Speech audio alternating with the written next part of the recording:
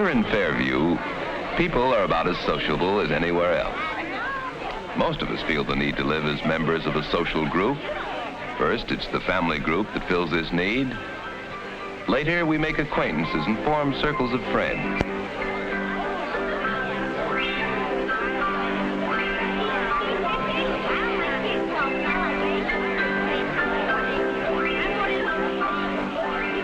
To have the respect and affection of other people is one of the most important things in life.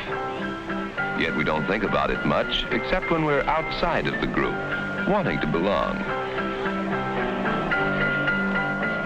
This is something Ruth and Charlie Thompson and their parents had to think about when they came here to Fairview a year ago. All strangers in a strange community. Yes, and this is something the Oster family had to think about too. Young Willie and Hilda and John. And you can see they belong to the group now, but a lot had to happen before they found their places in our community. It all began that day a year ago when the Osters first arrived in Fairview. Oddly enough, the Thompsons came to town on the same train. They were all strangers then, strangers to each other, strangers to the rest of us in town. Though they didn't know it then, the two families faced together the problem of establishing themselves in a new community, of finding their places in the group. To the Thompsons, Fairview was much like their old hometown. But to the Osters, this was all entirely new. They were fresh from across the ocean, from a land where the way of life was very different, and they felt alone. Now, like any community, we have all kinds of people here in Fairview. We have our upper crust and our rank and file, our snobs and our friendly, sociable people. No, sir. The people around here don't care where you come from. It's what you are that counts. You'll find we have a fine bunch of people running this town. With so many outsiders coming to Fairview these days, our old families are becoming completely lost. I say if you hold your job and pay your bills, you're just as big as anyone else in town. But in spite of their differences, Fairview people pretty well agree on one thing, that newcomers have to show what they can do before they are accepted in any of the town's social groups. The youngsters came up against this problem right away on their first day to go to their new school. To Ruth and Charlie Thompson, it was just a problem of getting acquainted and then choosing and forming a new circle of friends. But to Willie Oster, it was a far more serious matter.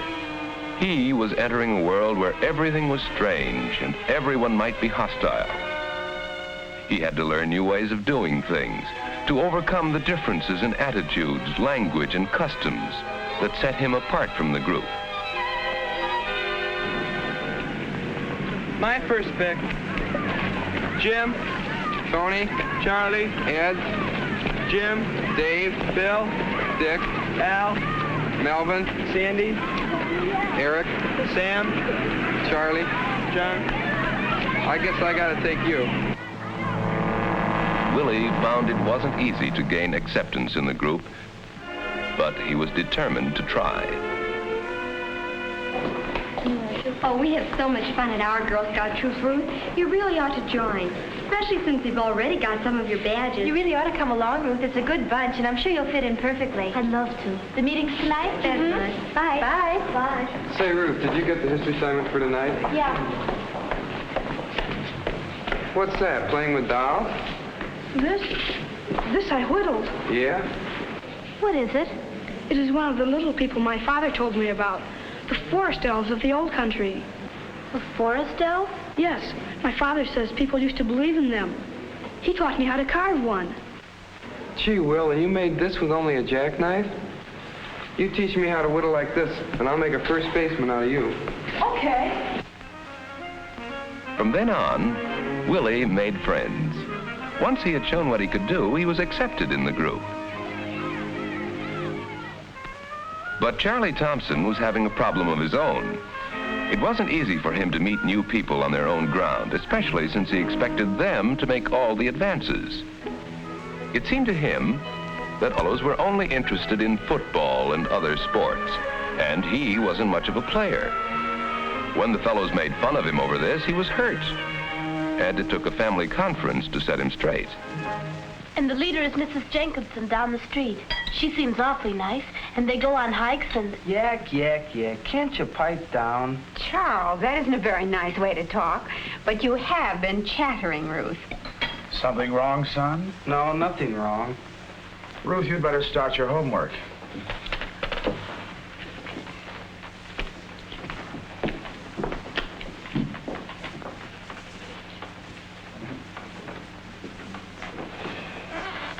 Well, Charles, come on, out with it. Well, I don't suppose it really matters much. It's just that the fellas around here, they don't seem too friendly. Not friendly? Are you sure they are the ones who are standoffish and not you? After all, you're the new one. Yes, Mary, but maybe he's right. You know, kids can be pretty rough on a newcomer sometimes. Charlie, what makes you think they're not friendly? Well, gee, what do you have to do? I try and be nice with them, but they're not having any. And just because I don't play football, they act like I was poison. Football? Aren't there any other activities around school? Perhaps it's up to you to break the ice. Isn't there a camera club? You used to belong to one. Well, I guess maybe there is. Well, if I were you, I wouldn't let them get me down. Why not get in the Glee Club or the Dramatic Club? And you like history? Isn't there some sort of a group there? Why, sure, there's lots of clubs and activities at school. I guess I could get into one of them. Then why don't you, Charles? Well, I guess it is up to me to break the ice. From then on, Charlie did better. He discovered the common interest he shared with others and threw himself into their activities.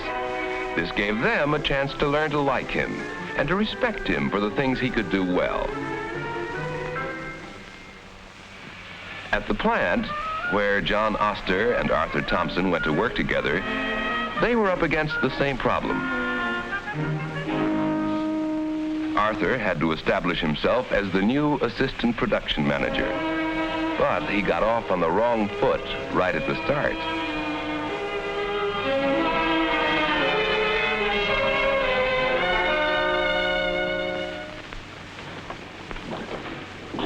Well, I'll be. Gonna dock us for quitting early to go to the basketball game. Who does he think he is? We've been doing this for years. Nobody works when a high school's in a basketball tournament. You see, Arthur had ignored a custom of the group, and like all groups, they resented this from a newcomer. Did you put this up? Why, yes, of course. You should have checked with me. The men have been doing this for years. Well, it just didn't seem right to me. Well, maybe not. But we have a good, hard-working bunch here. And one reason is that we let up on them once in a while and let them see their kids play basketball. Well, shouldn't that be on their own time? Well, maybe so. But it's been going on for so long that the men think it's their right. All you've done is to get them mad at you. You better get out of it, or you're going to have a hard time. Arthur realized he wouldn't get along with anyone in the plant unless he admitted his mistake. Backing down, huh? Well, anyway, he's willing to admit he was wrong.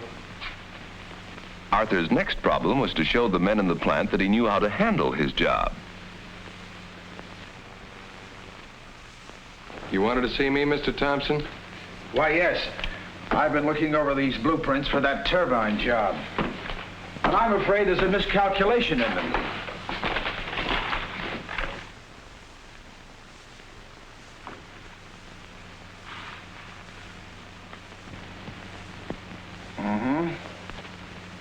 Yes, this dimension won't do for a taper like that.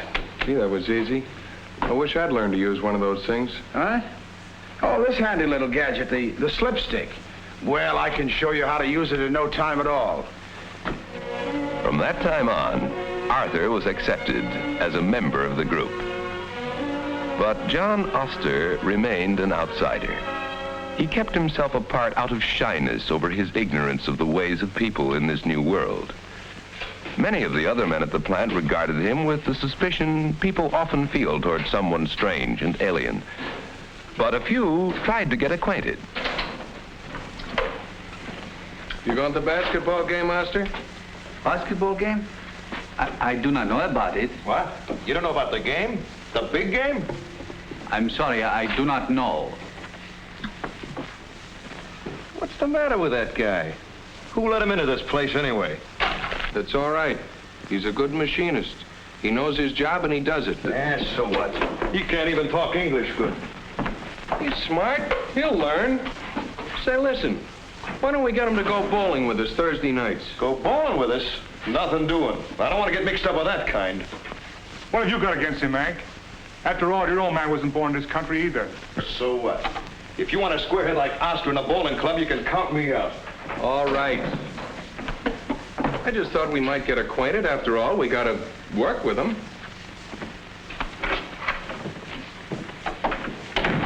Fetterfane. No, Tom. Weather vane. Weatherfane. How can I do it, Hilda? In the city, when we were living with other people from the old country, it did not matter. Here I am different. How do you do it so well? I listen to Willie. Oh, he tells me such things. And I hear the way he says them. Now, you try it again.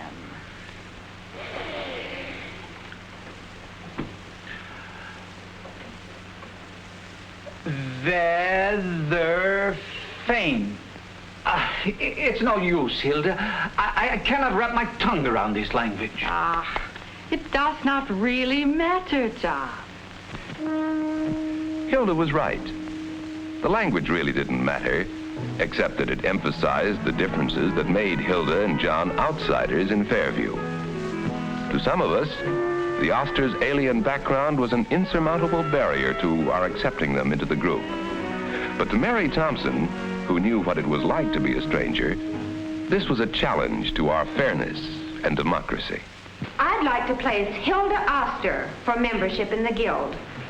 Well, Madam Chairman, doubtless Mrs. Oster is a very fine woman in her place, but what do we know of her background? Jane, I think you're being silly. Are we interested in what her background is or in what she herself is really like? This is the oldest church in Fairview. Some of the finest and oldest families in town belong to this church. Now, after all, Jane, when Mrs. Oster paid us a visit, we got along beautifully. She's a sweet woman and has a wonderful disposition. And after all, don't we believe that everyone is entitled to an equal chance? I think we could all agree on that. How do the rest of us feel?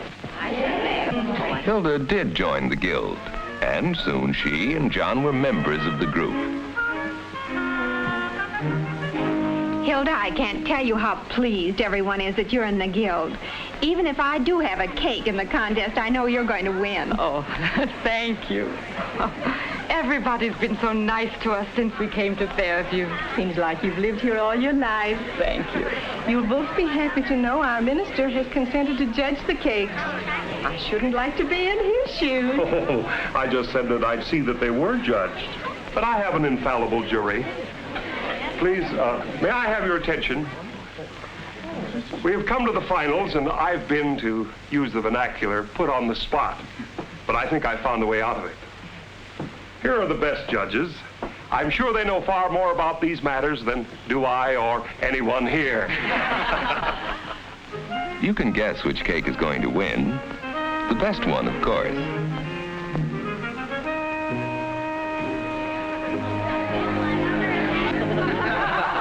But this is the story of two families finding their places in a strange community, learning what it takes to become members of a new social group. It's also the story of every one of us in all our relationships with families and friends, acquaintances and working associates. Every one of us have to learn the ways to live and work and play together. The ways to acquire that feeling of belonging to the group that's so essential to everyone's happiness.